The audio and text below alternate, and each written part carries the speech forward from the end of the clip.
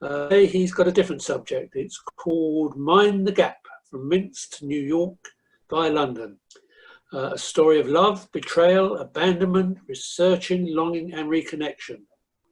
So please have Richard back to do this talk, how he reconnected this branch of his family with his great-grandparents after a gap of 106 years. So Richard, welcome. Over to you.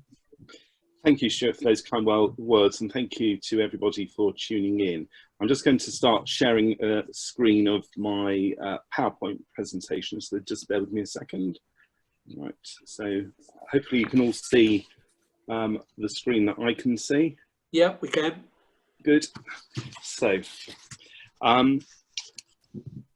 this is a story that my grandmother and her two sisters repeatedly told me as a child. It seemed to me growing up in Edgware that everyone's grandparents lived in Stratton Close. That was where my mum's parents lived, and we would regularly spend Sunday afternoons with them, especially if they had my grandmother's two sisters over. This is a photograph of my grandmother, who's standing in the back, and my two great aunts who are sat in front of her. My aunt with who's seated with the brown hair is holding me, and my other great aunt, she's holding my brother, and my grandmother is holding one of my second cousins. We were always together, and whenever we got together like this, my brother and I would be the centre of everybody's attention. My eldest aunt did not have children and treated our mother and us as if we were her own. My other aunt had 2 sons and 4 grandchildren. My aunts were very different to my grandmother. For her, the past was just that, in the past. But for her sisters, it was something to be revisited. Although they had all been born in London and were educated here, my aunts, more so than my grandmother, would lapse into talking Yiddish and would pepper their conversation with words and expressions. So for my eldest aunt, my brother and I were always Tutler. Names were meaningless.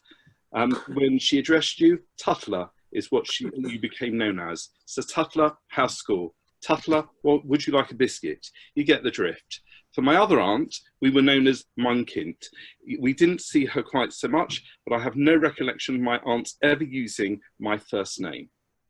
My grandmother hated everything about the East End. The youngest of 5 children, this was her at the age of 10. It meant being the last of 3 daughters to receive the hand-me-downs, except in this photo. She was quite proud of this because this was a new dress bought specifically for her. She hated the grinding poverty and had a steely determination to better herself, and that is exactly what she did. I always felt loved by my grandmother and loved spending time with her. She was strict, and I knew that there were boundaries that I could not cross. But that strictness was always tied up with unconditional love. What I don't think she could understand was my fascination with the past and the people that made up my inherited identity. I was fascinated by the fact that my grandparents all had parents that were foreign born. Where had they come from, and why of all places did they choose to settle in this green, cold and soggy island? But my grandmother chose to put a lid on that part of her life when she turned her back on the East End after her father died in 1959. I don't think she ever went back there. Unlike my grandfather, whose business was in the East End and who carried on working there until the mid-1980s, he would often take me into his dilapidated workshop in Fournier Street. I loved it and would often go wandering around Brick Lane on my own to soak up the atmosphere. So back in Stratton Close, this strict but loving matriarch, whose word was writ, would invite us all up for tea if her sisters were coming over. We would all pile into the lounge to be greeted by cuddles and overlong kisses from our aunts, who loved us in equal measure. In the middle of the room was the all-important green baize-covered card table. It seemed to me, when I was growing up, that no self-respecting Jewish home was without one. We had one. One story I remember: we had finished one of our family Sidorim, and both my aunts and my grandparents had joined us. Whilst my parents were clearing up, my aunts pulled out the card table and that had been used for the Seder and started playing Kaluki. They were all avid card players, as had been their father, one of the many things they did not admire in him. After tea was over, my aunts would often talk about their mother and her family and how she had been abandoned by her parents, her twin sister and her brother when they went to live in America. Sometimes these conversations would be coupled with visuals. My grandmother would bring out an ancient looking tin that had been a chocolate box given to my great grandmother, and in which were filled old family documents, and also a jade green box that was filled with photographs. Most were of my mum and grandparents, but some were of my grandmother and her sisters as a child and their parents. My interest was piqued, and it has remained so ever since. People fascinate me, which is why I'm a family lawyer. The past fascinates me, but put the two together, and I'm hooked. I don't think my grandmother ever understood that. Unfortunately, I was 16 when she passed away, and so I never had the chance to discuss why I was so interested in history, but she would indulge me in the way that only grandparents can. So over the years, this is what I was told and learned from the few documents that were in my family's possession. My great-grandmother had been called Jenny or Jane, and that her twin sister was called Fanny, and their brother, Harris. He had married a woman they thought had been called Ethel, but they had never met her. They had photographs of Jenny, Fanny, Harris, and Ethel. As you can see on this picture. Their mother had been born in Minsk, in Russia, now Belarus, which for a child of the Cold War seemed very exciting. It even felt illicit. As I said, she had come from Minsk, or possibly even the wider area of Minsk itself. Jenny's surname was something of a mystery. In the documents that we have, she's either known as Shaflan, Shaflane, or Sheflin. They weren't sure, but it was something like that. In any case, who cared? It was irrelevant to them. Her Hebrew name was Zissa Bat Yehuda. Their mother's people, this phrase always tickled me as it made me think of gangsters when I was a child, had a cafe on the corner of Fleur-de-Lis Street and Commercial Street. I've looked into this and I've never found any evidence that they ever did have a cafe there. Their mother's family had come to London to learn English and make money before going to America. The intention had been that they were all going to go to America together.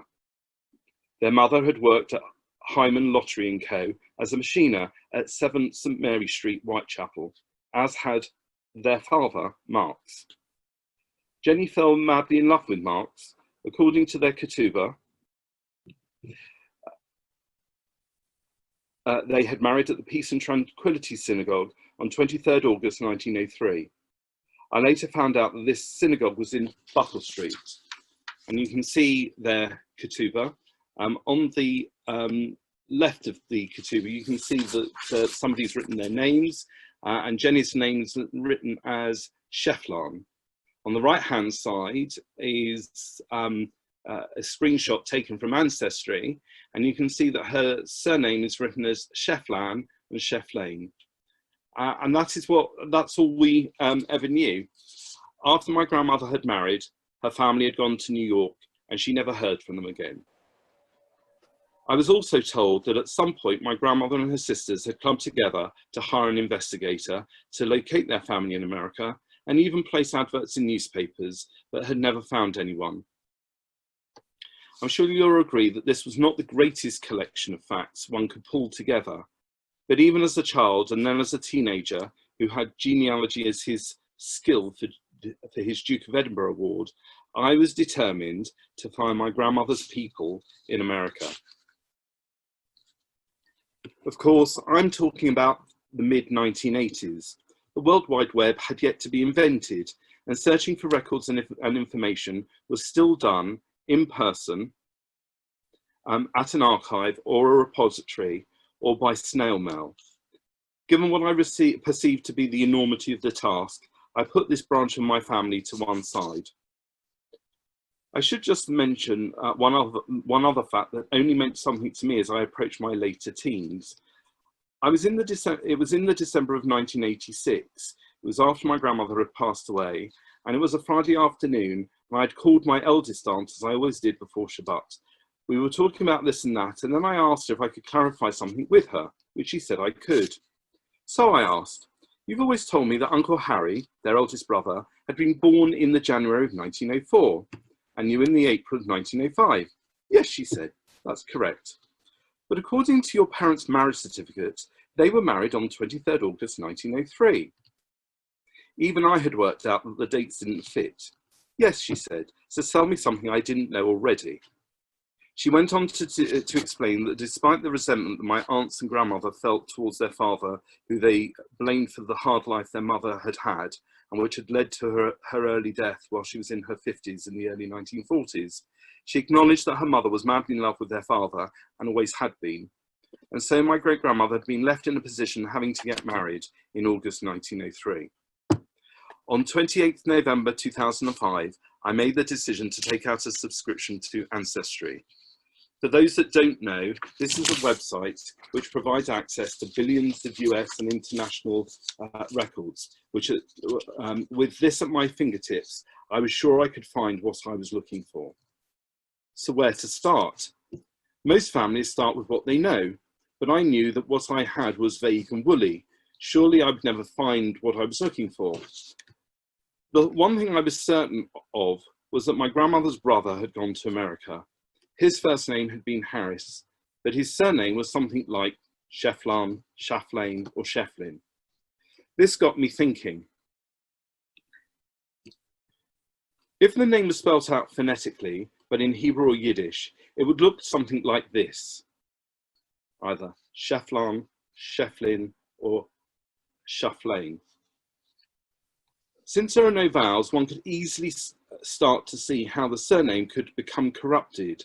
So I started to start my search, keeping a broad mind on what the surname might have become in America, and to work with what I knew for sure, that Harris was the brother, and that in all probability, his wife was called Ethel. On 30th November 2006, I found a Shafran family living in Anthony Street off Commercial Road, where the father was Harris and the wife Ethel. I spent some time following this up, but quickly discovered that this was not the correct family. It had occurred to me that Harris and Ethel might have married in London before going to America. And the reason why I thought that is because there was that photograph up here shows the two of them together. They'd obviously met in London because she was originally from Romania, whereas he wasn't. So I assume that at some point they must have met here and possibly even married, but that doesn't seem to have been the case. 6 months later, I discovered that there was a family in the 1901 census with the surname of Schaffler, living at 26 Buckle Street. The head of the household was Igoda. His wife was Leah, and they had two children living with them, Fanny and Harris. If I make the screens bigger, you can hopefully see the listing on the census. Having not come across the name Igoda before, I discovered that it was a form of the name Judah. Judah Schaffler could quite easily have been my great-grandmother's father, particularly with the fact that he had a son called Harris and a daughter called Fanny. So here we had what I thought was the first sighting of my grandmother's people in London at the turn of the 20th century. I looked at the father's occupation and saw that he was a beadle of a synagogue. Not any synagogue. He was the shamus of the Peace and Tranquility Synagogue in Buckle Street. What better position to be in if he needed a particular problem to go away? He knew people who would help him get his daughter married. This led me to conclude that although that my great-grandparents had a chuppah and were married in a federation shul, given the need to get married quickly, there was no authorization from the Chief Rabbi's office, which explained why there has never been one to find. So now I had not only the names of Jenny's siblings, but also her parents as well, and a surname spelt as Schaffler. From here, I just started looking for a family that would fit the bill. I found Sheffrins, Schifrins, Shaffrons, Shaffrans, but none of them were right. I looked for Harrises, Harrys, Ethels, even Adas and Idas, because at one point somebody had said to me they thought that might have been Harris's wife's name, but none of them were correct. Of course, I was focusing on them having left London and crossing from Southampton to New York. After all, they were settled in the southeast. What if they hadn't sailed that route? What if they had left from the other great port on our northwesterly seaboard? What if they had left from the port of Liverpool? Having diverted my attention northwards, I soon found that Harris Schiffler, spelt Schiffler, sailed from Liverpool to Montreal aboard the SS Mount Temple. This is a picture of it taken in the Thames estuary in the 1900s. He sailed out of Liverpool to Montreal on 25th August 1903, some 2 days after his sister and brother-in-law had married in London, and arrived in Montreal on 6th September 1903. So this page that I've got up at the moment is a copy of the ship manifest showing Harris leaving the UK. And then the next slide, it shows the Canadian record for the same trip. I recently discovered that Harris's future wife sailed to Montreal on 21st October 1903 aboard the SS Southwark. If I think I've got problems trying to find my own family, her family has proven even more elusive. His parents, Leah and Judah, or Julius as he appears to have become known around this time, sailed out of Liverpool on 18th August 1904. I can't find the father's UK passenger list entry, but on this slide, there's reference to Leah and Fanny. Get a bit bigger for you. And they are the 1, 2, 3, 4, 5, 6, 7, 8th and 9th entry on underneath the steerage list.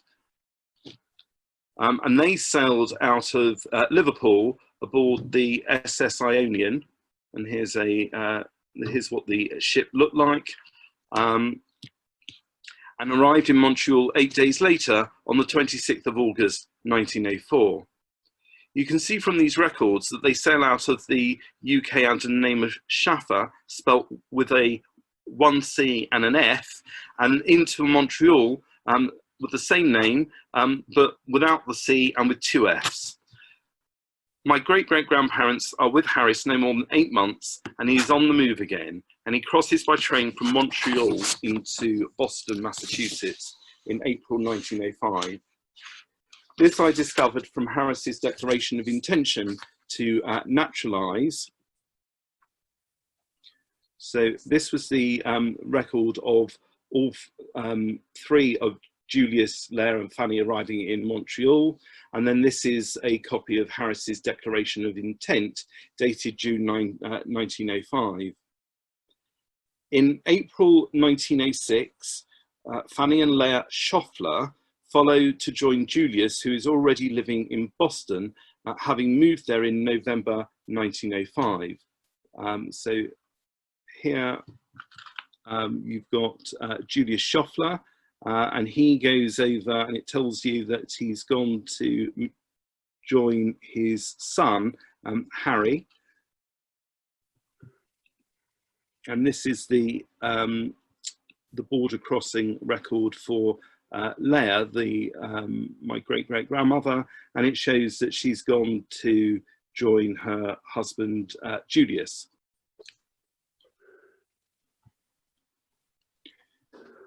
With all this movement, I would have expected to have found a marriage record for Harris and Ethel, but I've yet to find one. I suspect they married in Montreal, where they have very strict privacy rules, because they have their first child, Rose, there. Unfortunately, she later passes away under the surname of Scheffler in Cleveland, Ohio, and that is where I next find Harris and Ethel living. In the USA, they hold a census every 10 years, but on the decade. They will have had one in 1910, 1920, 1930, unlike us, where we have a census every 10 years, starting with 1841. And of course, our next census is coming up next year. By 1910, Harris is living at 2408 East 39th Street, Cleveland, Ohio, with Ethel, Rose, Arthur, and Joseph as Harry Sheffer, Sheffar.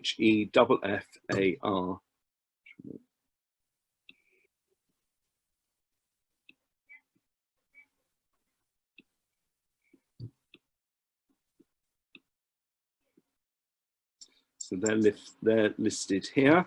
The three children having respectively been born in Canada in 1905, Massachusetts in 1907, and New York in 1908.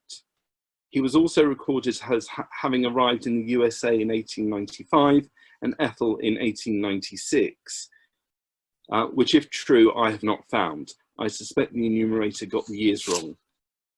During this period, Leah passes away on the 8th of March 1909, under the surname of Shefflin. Her death certificate refers to her as the daughter of Aaron Sirkin and Rachel Sirkin, names which my great-grandmother gave to her eldest son and second daughter when they were born here in London. Something that American certificates do, which English and Welsh ones do not, is record where an individual is buried. And this told me that Leah was buried in Washington Cemetery on 9th March 1909. And here's some photographs of what the Washington Cemetery in Brooklyn looked like. You can see this is taken from the F train. It's an elevated platform that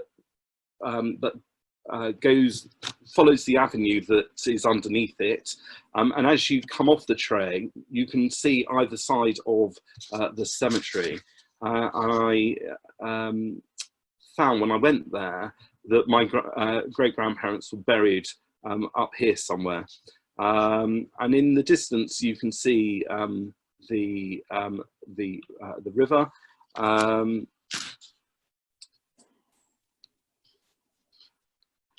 a call to what is a rather chaotically run cemetery eventually confirmed that she was buried in Cemetery 5, post 479, row 1, grave 11. This section being owned by the United Minsk Burial Society. Unlike here in England, where we have burial societies, in America they don't do that that often. It would seem that they may take different groups will take sections of a cemetery. They'll either be owned by family members, or it'll be a group of people who club together to form a society that takes ownership of the land, and they're then charged with maintaining it. And you can see here just how vast the cemetery is, and it really is quite a sight to see as you come off the train. So just going back to this headstone, you'll see from the photograph of Leah's headstone that her father's Hebrew name was actually Avraham Aaron and not just Aaron. Leah is also referred to as the wife of Yehuda Shefflin or Shaflin, and I'll just highlight, expand this for you.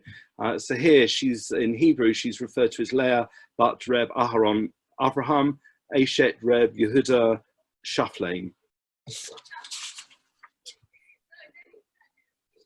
And this would explain the surname used by my great-grandmother when she married my great-grandfather. I eventually catch up with Julius in the 1910 census. By this stage, he is living with a woman called Becky, who seems to be his second wife, and her 3 children. With the use of the Italian genealogical group's invaluable index of New York marriages, I was able to find the marriage of Julius Schafland, spelt Schafland, to Becky Schwartz on 12th March 1910. The marriage certificate which I ordered confirms his parents to be Nathan Schafland and Zella Schigger. For both of them, it was their second marriage. This is the only time that Becky crops up in any of the records, because by 1920, Julius is living in San Antonio, Texas, with his newly widowed daughter Fanny and her 3 children. On 26 August 1906, 3 years and 3 days after her twin sister in London, Fanny Schaflin, the daughter of Julius Schaflin and Leah Sirkin, marries Nathan Gerstein in Boston. Nathan is a teacher and it seems is on his way to becoming a rabbi, as by 1910 they are living in New York with their 2 daughters.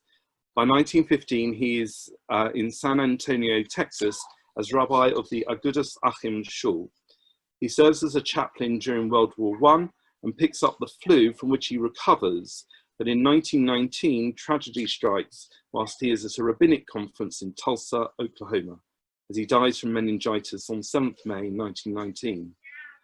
By the time of the 1920 census, Julius is living with his daughter Fanny for reasons unknown. I thought Julius had possibly died in San Antonio, but that was not the case. In fact, I've been unable to find where he died, but I have found that he was buried in Washington Cemetery back in Brooklyn, New York, having died on 22nd January 1923, age 66. And this is his headstone. And so we come to the summer of 2010. My wife and I had taken our sons to Philadelphia and New York.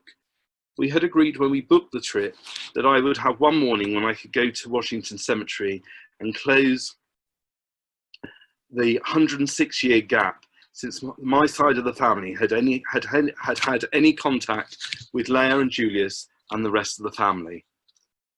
As I've said before, the Washington Cemetery is huge. It was an extremely hot day. It was similar to the weather we've got here today. And as the cemetery was consecrated as a Jewish cemetery in 1857, having been opened in the 1840s, there were no plans setting out where each society had its gates to its own section. I was pointed in a general direction and wished the best of luck, as I had no idea what state the section would be in. Thankfully, it did not take too long to locate the gate. However, it was clear that most of the graves had been tightly packed together, which meant that if I wanted to visit Leah's grave, as it was at the back of the section, some gymnastics was going to be required. I was determined that nothing would get in my way. I made it all the way from Bushy to Brooklyn. A few headstones were not going to stop me, and they didn't. Visiting Leah and Julius's graves was probably one of the most emotional things I've ever done in my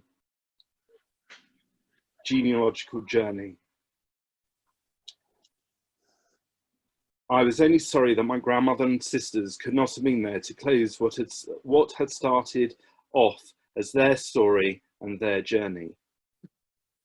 During the same trip, we met up with some of Harris's descendants who now live in Vermont and New Jersey. Another of his granddaughters lives outside San Francisco, and I have met with her twice in London. On the first occasion we met her, she came to our home for Friday night dinner en route to France. My mother had brought over a portrait-sized picture of her grandmother, which was the first thing our cousin saw when she came into our lounge. It was like looking in the mirror. The 2 women were the spitting image of each other. I would encourage anyone that is interested to take the journey of researching their family history, which is becoming much easier with more and more records being made available.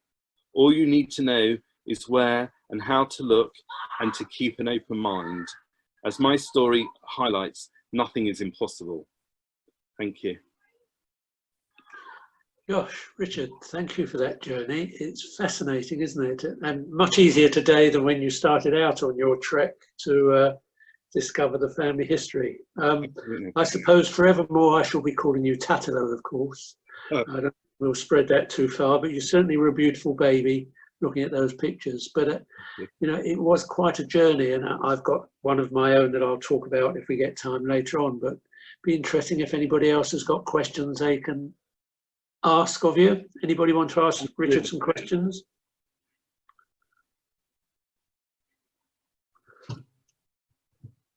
I don't know if we can see anybody that, if you just want to unmute yourself and butt in, please do so.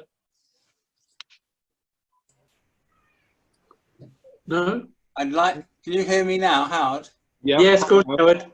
I have to say, following on from what Richard said, and Richard knows he and I have had an odd conversation, the amount of information now available for people who lived a long time ago and in different countries is enormous. And if anybody is interested in looking for their antecedents, there are places such as the Ancestry site.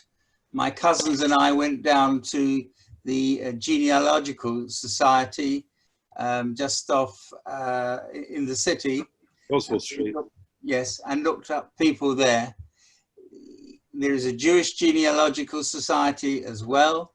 Yeah. And if you are in the least bit interested, and what is I found, it was late in life that I started getting interested, but it will be something to leave to my children and grandchildren as they get older to know where we all came from. And I think that is quite a thing to leave for the next generation. Forget about money, love and kisses. It's also nice to leave a bit of history as well. And I would urge anybody who is interested to do that. And thank you, Richard. That was really interesting. You're welcome. One of the things I was going to say is that one of the things that has proven invaluable from my perspective is the fact that I was able to speak to my grandparents as a teenager. They were able to pass on information that no one else would know. There are no records recording the information they gave me. It wasn't that I was blessed with any foresight to do it. I was just genuinely interested. Some might say I was just genuinely nosy. But you know, some of my families were quite small. Some of them were very large. I had one grandfather who was one of 11. His mother was one of 6. She seemed to have family all over London, and some even up in Bradford. And my grandfather was constantly talking about them. It was because of that I was able to start making contact with different branches of the family, who at the time we couldn't quite work out how we were all related. But with the advancement of the internet and the records that are available online, I've been able to piece these things together. And for some people, it's been the only way that they've been able to go back and trace their branches as well, because they knew even less than I did. So I know there's a lot of people out there who think that the past should stay where it is, and I respect that view. But equally, once the people who are the link to the generations that came here have gone, even if they're the second generation afterwards, that will be it. It will, some of that information that isn't recorded in documentation will no longer be available. And you know, from my perspective, important clues will be lost. The one other thing I would like to say is this: is that it's often said, you know, in terms of trying to trace back into Eastern Europe in particular, that nothing survived. I have to tell you that whilst a lot of records were lost through wars and upheaval, there is a huge amount of stuff out there that is available, particularly in Russia. So it's not always possible to do the research yourself unless you speak Russian. So, you know, a cousin and I have clubbed together recently to obtain some records out of the Minsk archive, another branch of my family, and it's amazing what the research has been able to turn up. You know, it's amazing, Richard, once people start delving, what you can find out. I was recently contacted by a third cousin of mine, whose own daughter had got into genealogy and had started to investigate their family history. I had often asked my elderly aunt before she passed away, please write things down. I'd need to know. I wish I'd asked my parents at least a bit more about their family, but there was nothing written down, as you suggest. But when I was contacted by this, I think third or fourth cousin of mine, his daughter had started investigating the family. And it turned out that my grandmother, one of 7 children, one of which was the great-grandfather of this third or fourth cousin who contacted me. So as they went down their family tree, it was not the Bloom family as such, because my grandmother came here, and I don't know when, obviously married a Bloom, and so the Bloom family is one section, but he was going down the section that was his family, which is called the Gottler family. But eventually, because his great-grandfather's sister was my great-grandmother, obviously it started to come down to my family, and he sent me the family tree, and I've just got it up on the computer in front of me, and I now know that my great-great-grandfather was called Shlomo David. My name is Stuart David, my Hebrew name is Shlomo David, and he came from Lithuania. So I've almost got the bug a little bit to sort of, that's there, but I need to go back perhaps and look at how the Bloom family came about. I've no idea. I know my grandfather came from Poland, but more than that, I do not know. So you whet my appetite a little bit there, Richard. I'm pleased to hear it. If you need any help, I'll be happy to help you. The one thing I would say is this. Very often our ancestors who came here, a lot of them were fleeing persecution, but many who came here, particularly at the end of the 19th century, early part of the 20th century, they were primarily economic migrants. People like to think of them as fleeing persecution, but they just had enough. You know, they were fed up being treated as second-class citizens. They were fed up not earning very much. They saw opportunities in the West, Britain being one of them because of the empire, and they decided to up sticks. Some people came here first, as I said, because they just wanted to better themselves first before ending up in America, and others because, well, this is as far as they could get on the budget they had, but it was better than remaining on mainland Europe. And, you know, the other thing that comes out of this is that, you know, people were incredibly mobile. You know, we think of people not leaving the village or, you know, the nearest city that may have been near them. But what this story shows is these people had crossed continents to get to where they were going. And even once they were in North America, they didn't just stop in Montreal. They crossed into Boston, to Vermont, went up to Cleveland, New York. Eventually, the Schaffler family settled in Pittsburgh. And they were there until, in fact, they were there until quite recently, when, you know, the last surviving member of the family moved to New Jersey with his daughters. So all I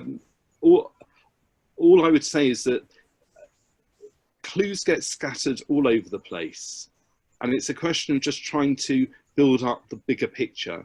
And sometimes you have to take very, very tiny steps in order to get that bigger picture. But the other thing is if you've got people, if you've got cousins, if you've got anybody you can speak to, don't leave it.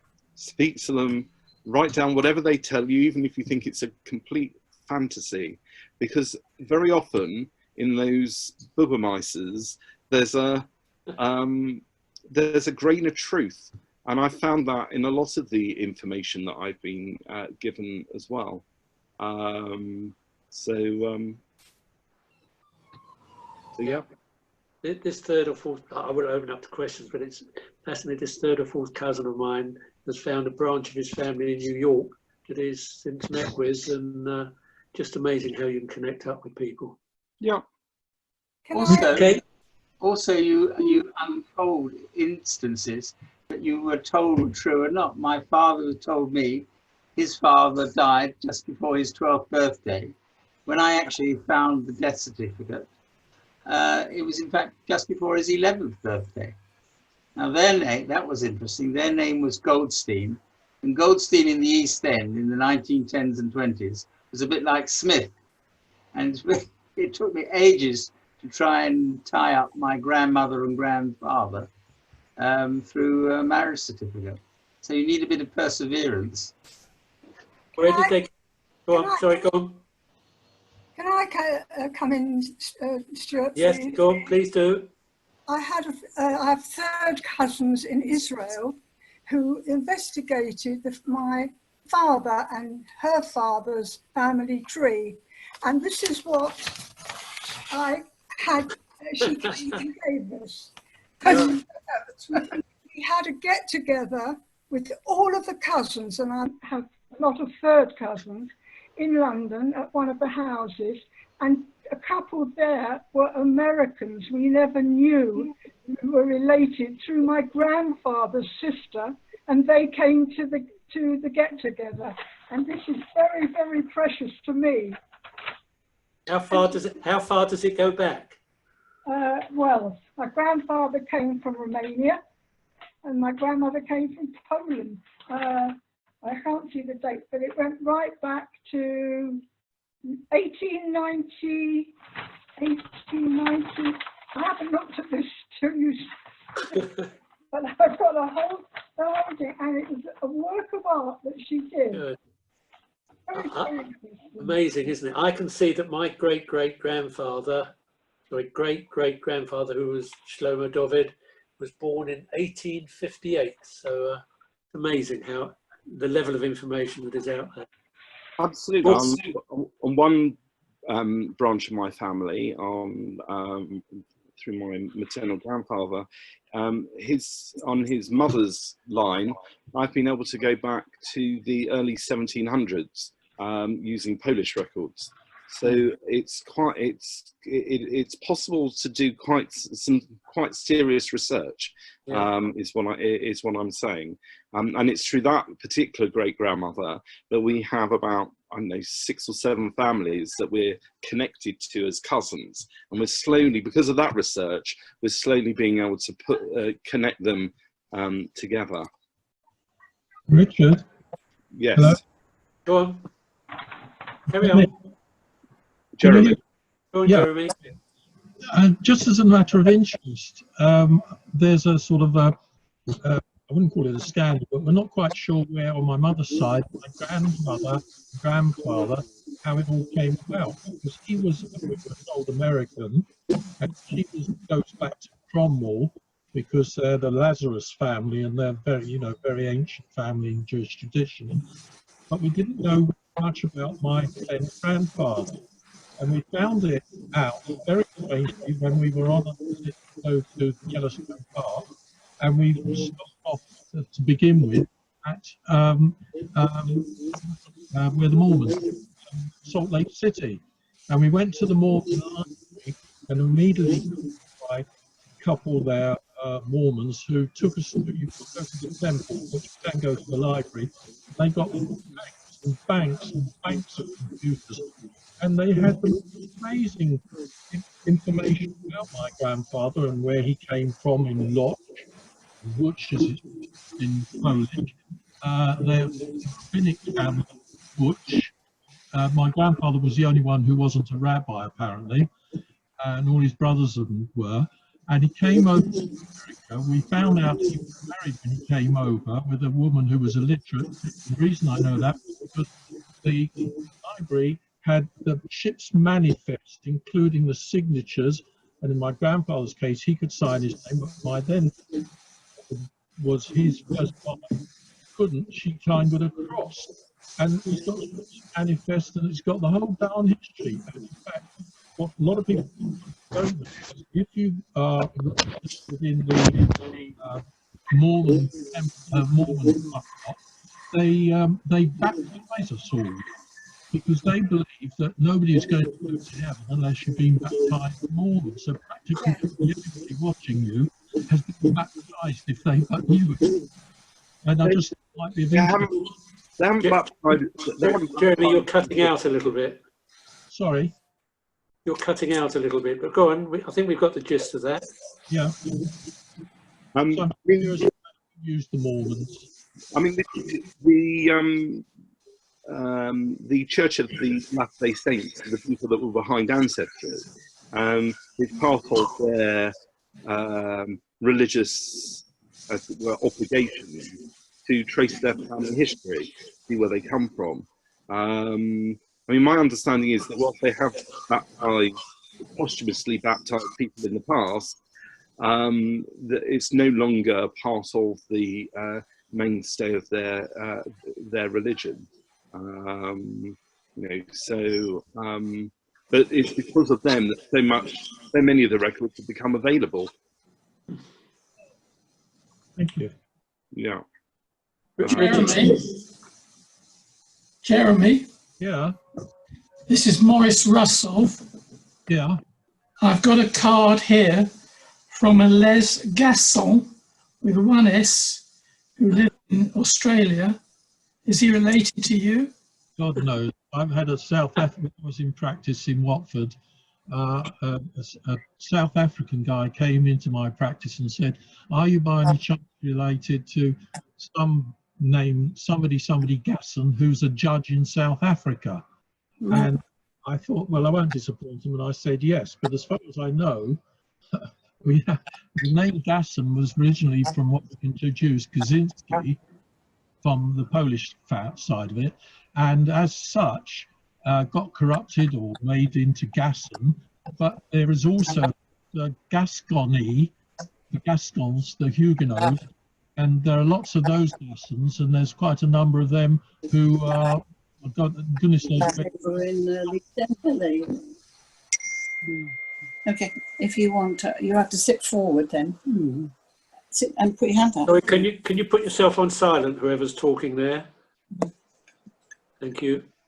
Yes, my wife was talking, and I'd like to say, Richard, in addition to the Jews being mobile, that they'd had enough in Russia or Poland, Lithuania and Romania, there was also the element of conscription in the Russian army. Sure. Go on, Cyril, carry on. You've muted yourself, Cyril.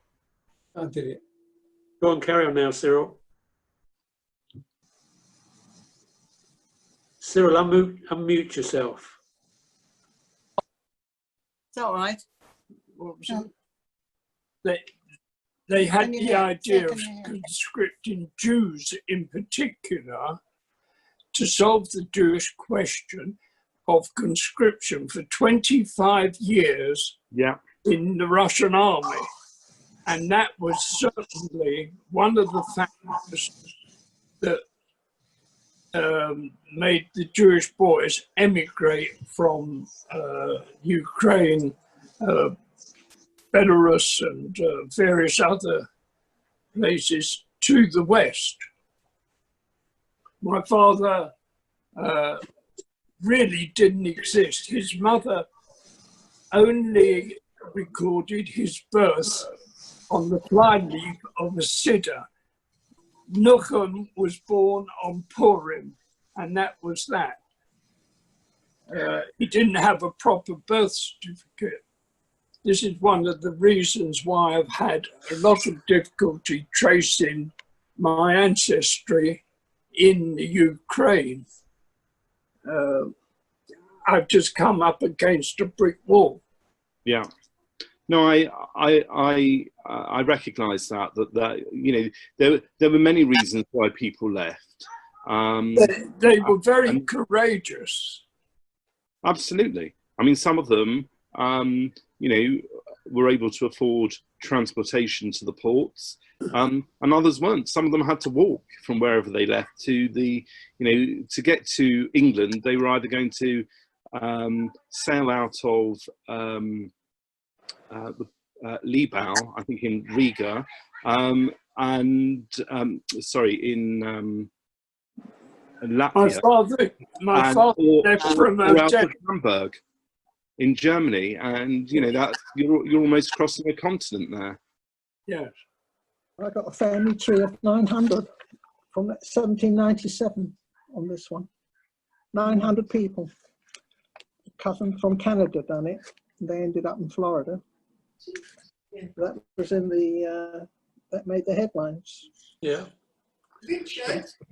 Yeah, who's speaking? Rita Hammerman speaking. Hi, Rita. What I wanted to say to you is, you're dead right.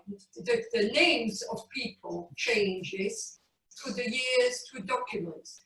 I was chasing, my father was married before the war, and I didn't know anything about it. Yeah. Anyway, like you, I did research, I'm not going into that. But his first wife was called Libby. On every single document I found, which is really from anywhere, which are really good documents, yeah, the name is different. One is spelled with EI and the other one is spelled with IE. When I made a little booklet, really, I got, the document says EI, another document said the opposite. So it's very difficult sometimes with names, you know, but we know her name was Library, but we don't exactly know how it was spelled. Yeah. So that's all I wanted to tell you about Chaplin. You know, you know her name was, but you traced it and see what it came up to, but it does change. And the same with our surname, Hanneman. We know that in one document we've got here on Peter's side, obviously I got married, I'm an Engelberg, but Peter's a Hanneman. Hanneman was spelled with two N's at the end. And with the years, it became one N. So it's Hanneman with one N. Yeah. Instead of two N's. So names change. When it happened, I think you know, you don't know, I'm not sure you do. Well, not when he came over to England. Or when he came over to England. So one of the N was chopped off. So names do change, and yeah, absolutely. Well, look, I've got a situation in one of my families where my great grandmother, her maiden name, as far as we were concerned, was always Levy. Her first name was Esther, and she married somebody called Jacob Lustig. And her younger sister married Jacob's brother, his younger brother. So you had two brothers marrying two sisters. I've got my great-grandparents' marriage certificate. It confirms Esther Levy marrying Jacob Lustig. She was my only UK-born great-grandparent. I cannot find her birth certificate anywhere. I don't know whether that was a piece of made-up fiction, but you would think that it would be possible. Anyway, when I was looking for her father's, for where her parents were buried, because after all, they had lived in London, my grandfather told me that he remembered going to Plashet Cemetery in East Ham with his mother, and he knew that his grandparents were buried there. And he also knew that his grandfather's name had been Leib Mayer, but on my great-grandmother's marriage certificate, it refers to her father as Jacob Levy.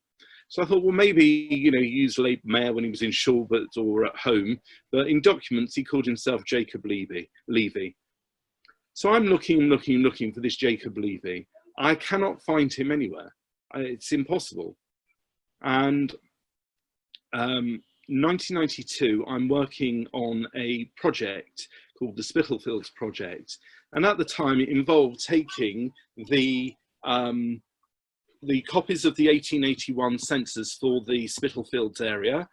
And because they weren't available digitally. You couldn't just download this information. You had to take the information off microfiches and then transpose it into a spreadsheet, which is what I was doing at the time.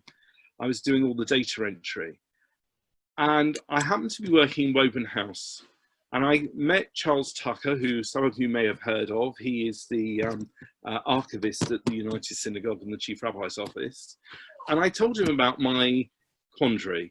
And he said to me, well, I'll tell you what, if you've got a rough idea when he died, I said, yeah, he's supposed to have died 6 weeks after my great aunt died in 1913. So that would put him about June.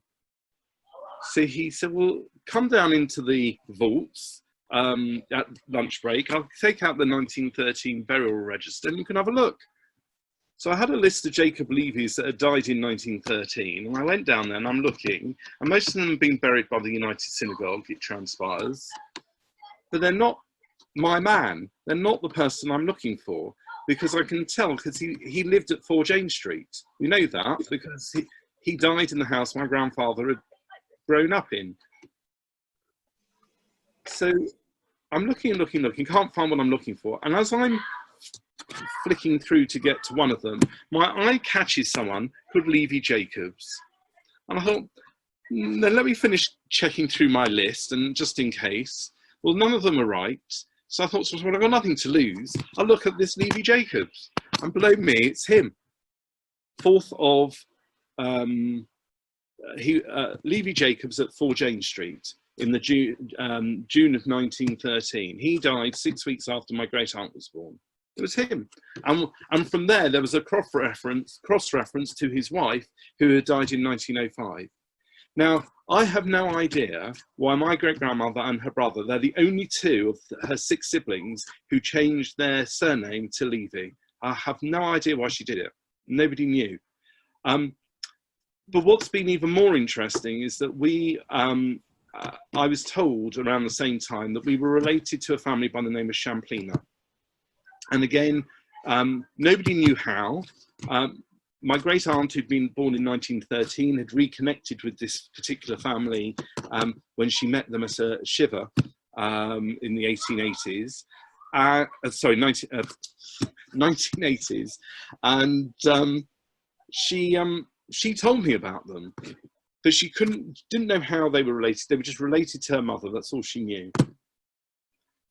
Last year, I made a contribution towards a set of records that had come out of Poland for a town called Janowa. Janowa is near Horshul and Malawa.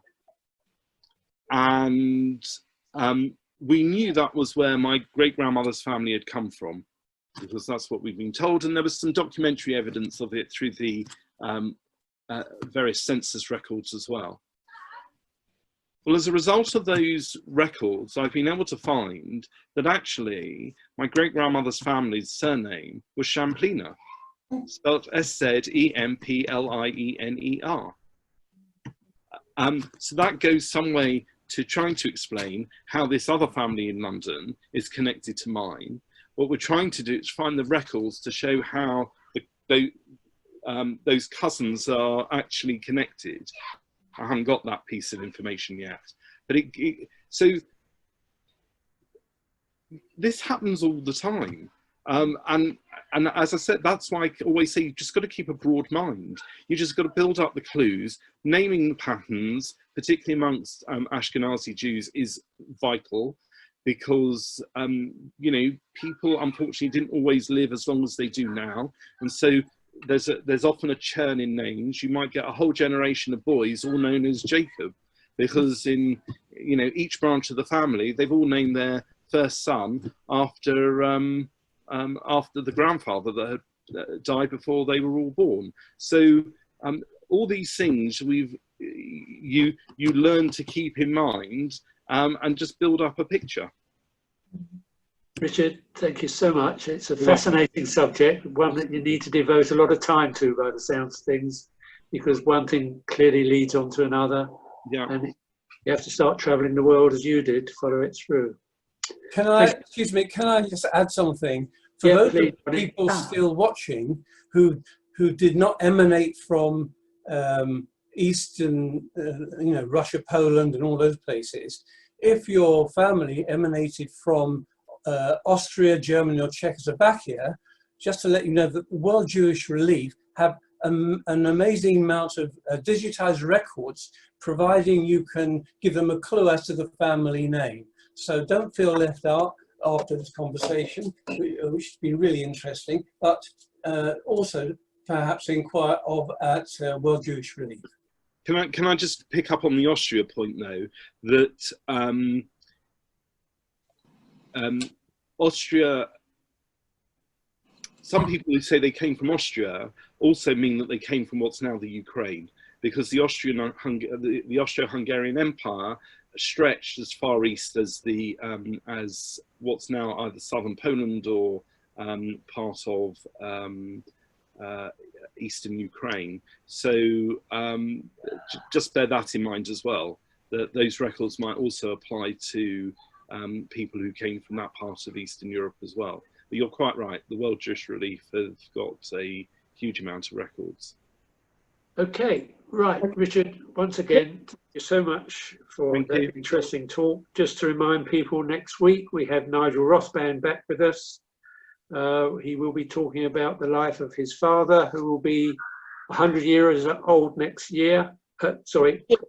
week when Nigel talks. And he'll be talking about his life as a soldier in Burma, East Africa, evacuated from Dunkirk, etc., etc. So tune in next Tuesday to hear another interesting lifetime story. Richard, thanks once again. Pleasure. See you again. Richard, thank you. Thank you so much. Thank you very much. Thank you. It's Daphne. Thank you very, very much. I really, really appreciate it, and it was fascinating, absolutely fascinating. You're welcome, Daphne. Thank you very much. Bye-bye. Thank you. Thank you. Bye. Good afternoon, everybody. Try and keep cool. Bye. Bye.